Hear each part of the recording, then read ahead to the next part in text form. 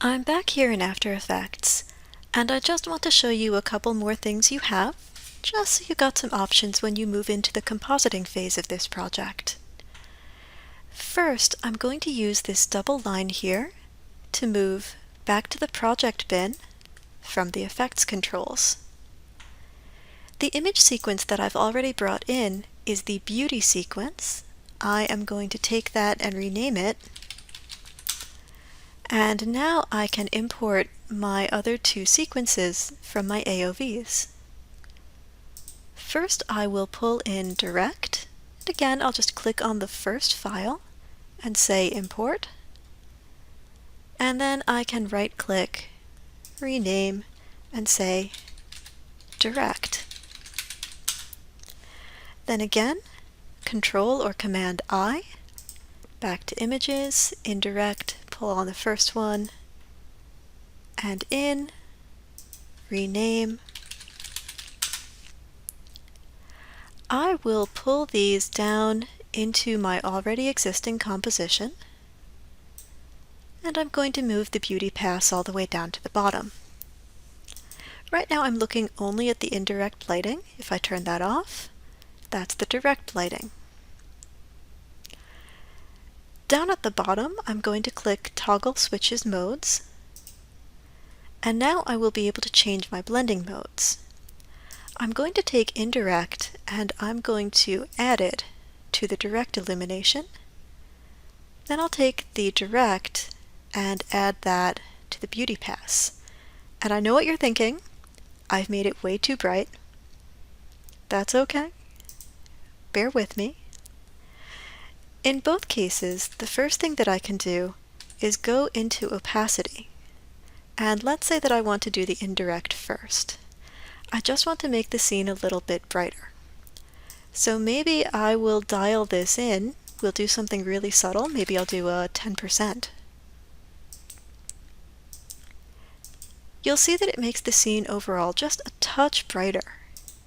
Maybe we'll go up to 20% to make it more visible. And maybe I will also right-click on my indirect layer, and under Effects, I will go to Color Correction.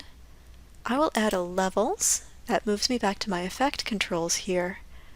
And I'm going to really pull in both the dark and the bright side of my levels so that I have a much smaller range of contrast. Now you'll see that this indirect lighting is making the scene a little bit sharper in addition to making it a little bit brighter. Now I'll take my direct illumination and you can see that this is making the scene way too bright. Again, I'm going to dial it down to maybe around a 10%. So again, I'm getting a really subtle effect from it. And just so you can see better, we'll go up to 20. So with this one, maybe I'll go back to Effects, and I will add in a color correction hue saturation. If I think the scene is too pink, then maybe what I want to do is change this direct illumination just a little bit. I could dial in some blues and make it really purple, or some greens and make it really yellow. And this way I can change the color just in the indirect lighting. Sorry, just in the direct lighting. The indirect lighting is really yellow, and maybe this is going to help the whole thing blend a little better. Again, if I turn the layer off, I'm back to pink, and if I turn it on again, I get this nice yellow tone. So in this way, I have a lot of flexibility and freedom over what I'm doing with the render. I don't have to go back into Maya to correct all of my errors. I can come in here in After Effects and I can fix things here. So as you're thinking about finishing up your project, just remember that compositing is a really helpful tool for you to have in your bag. And the reason that I have these AOVs is entirely so that I can do a little bit more with them. Maybe I want to go crazy, take this indirect and add more effects to it. Maybe this is where I want to add something like a glow. Maybe this is something where I want to go crazy with my hue saturation. Maybe I want to add a blur here.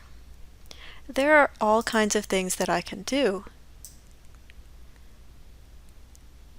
to help all of these layers blend in together and just look a little bit cooler. So I don't want you to feel stymied. Once you get into After Effects, you can still make changes and really control your project here. For your next critique, I do want to see 3 movies, so let's see how you do.